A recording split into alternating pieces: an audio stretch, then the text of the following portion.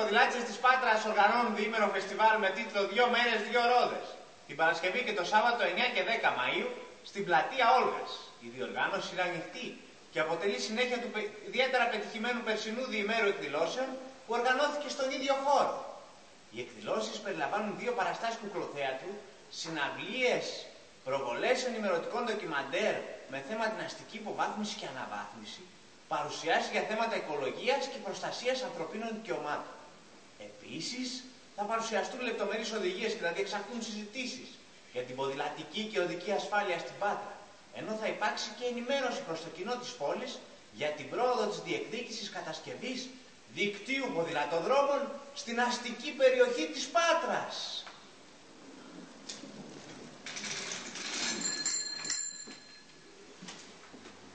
Το φεστιβάλ απευθύνεται στους πολίτες της Πάτρας που καθημερινά βιώνουν την υποβάθμιση της ζωής στην πόλη από την ανεξέλεγκτη κυριαρχία της αυτοκίνησης, την άναρχη δόμηση, την κατάρρευση των δημοσίων χώρων, τη ρύπανση του αέρα, την καταστροφή ευαίσθητων οικοσυστημάτων, όπως το Έλος, Αγιάς, το Παναχαϊκό. Παράλληλα, επιδιώκει να αποτελέσει βήμα έκβασης και κοινωνικά αιτήματα και φωνές προόδου που δεν μπορούν να εκφραστούν μέσα στα μίζερα και περιοριστικά πλαίσια άσκησης της τοπικής εξουσίας. Σε αυτά τα φαινόμενα που έχουν φέρει την πόλη στις τελευταίες θέσεις πανευρωπαϊκά στον τομέα της βιώσιμης ανάπτυξης, οι ποδηλάτες απαντούν ότι το ποδήλατο είναι το βασικό μέρος της λύσης για την έξοδο από το συλλογικό αδιέξοδο και πιστεύουν ότι το δικαίωμα σε ένα καλύτερο περιβάλλον ζωής δεν πρέπει να παραμένει προνόμιο των λίγων και πλούσιων κατοίκων των προαστίων.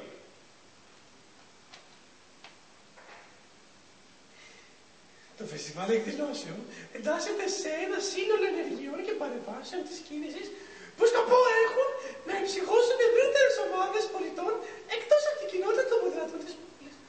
Νέους παιδιάφτητες, ενεργούς πολίτες και όλους όσους αισθάνονται την ανάγκη να συμβάλλουν με τον τρόπο τους για να ρεκτήσει η πόλη την αξιοπρέπειά της και την ποιότητα ζωής που